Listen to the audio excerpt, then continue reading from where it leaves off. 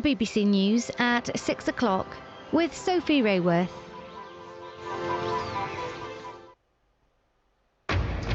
At 6, the first flight taking asylum seekers to Rwanda is due to leave the UK in the next few hours. This is the plane expected to fly them out of a military base in Wiltshire, but only a handful may be on board. We think it's a sensible partnership we've set up with Rwanda. Yes, it may take a while to get working properly, but it doesn't mean we're not going to keep going. Today, more than 300 people arrived in Dover after they managed to cross the channel illegally in small boats. Will the flights to Rwanda deter people from attempting the dangerous crossing? Also on the programme. Scotland's First Minister Nicola Sturgeon kicks off a new campaign for another vote on Scottish independence. A memorial service at Westminster Abbey for the 72 people who died in the Grenfell Tower disaster 5 years ago today. The Yorkshire seaside town of Whitby votes to restrict the number of second homes for holidaymakers. And he hits it hard. He hits it to the cover point boundary. And a thrilling win for England as they beat New Zealand by 5 wickets to take the Test series. And on BBC London, we'll bring you a special programme from North Kensington 5 years on from the Grenfell fire. As the capital remembers the 72 lives lost, we'll hear from bereaved families and survivors.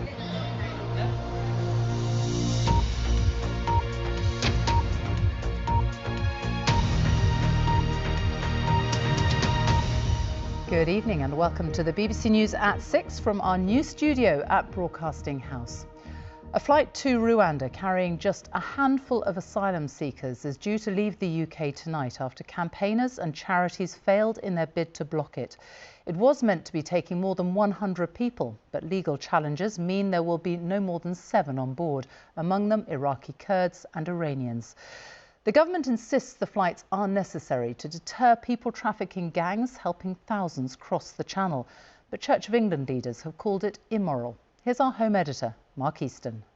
The flights to Rwanda are meant to act as a deterrent to those trying to cross the Channel in boats. But today, at least 300 more people made that journey. Those are just some of them. Simon Jones reports from Dover.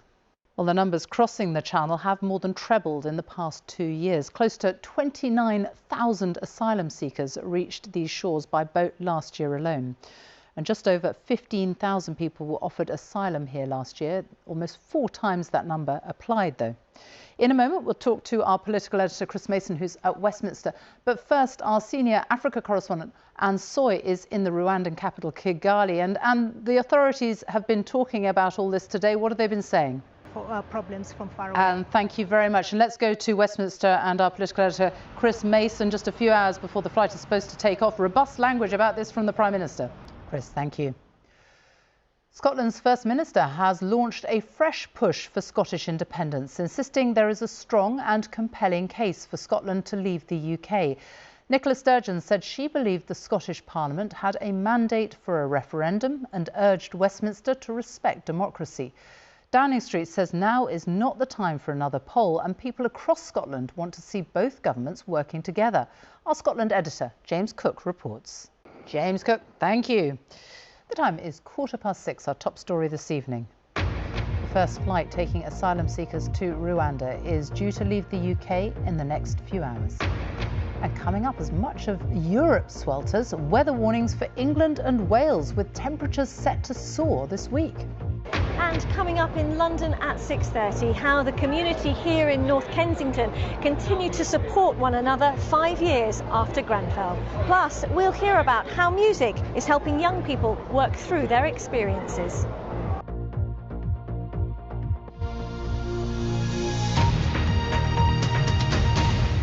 Now, this is the Yorkshire seaside town of Whitby. With its beautiful coastline and beaches, it's a really popular place for holidays. So popular, in fact, that about 1 in 5 properties here is now second home or a holiday let. Local residents have had enough. They've voted to stop new homes being snapped up for holidaymakers. The vote's not legally binding, but residents hope it will make a difference, as Danny Savage has been finding out. There are 1.3 million job vacancies in the UK now, a new record high. The rise is mainly down to older workers who've chosen to retire early during the pandemic. The Chancellor said the UK's jobs market remains robust, but Labour has accused the government of utter complacency about the high number of people choosing not to work. Today's new figures also show how pay rises are falling behind soaring inflation. Well, our economics editor Faisal Islam is here to talk us through the figures. Yeah, well, Sophie, it's a bit of a mixed picture. The good news is that unemployment is close to historic lows, reflecting the success of pandemic support measures at 3.8%, one of the lowest levels in half a century. But the smallest signs that it's starting to tick back up again in the very latest data.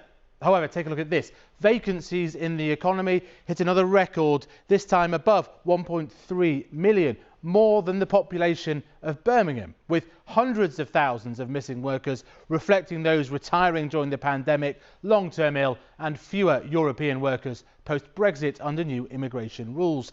Though this is the consequence of a rebound from the pandemic, the impact of all that is becoming material, contributing to visible problems at our airports, in NHS hospital waiting rooms, and in our cleaning companies too. The airline industry and the government must both shoulder the responsibility for the recent chaos seen at airports. That's what MPs have been told today. The head of the consumer group Which told a Commons committee that staff shortages had been underestimated, leading to thousands of flight cancellations and long queues at airports. Our transport correspondent Katie Austin can explain more. Katie. Yes, Sophie, while most people have got away without major problems, you'll probably have seen pictures of long queues at some airports since before Easter and heard about flight cancellations. So far in June, more than 900 flights leaving the UK have been cancelled, most of them in advance, and EasyJet has had the highest number.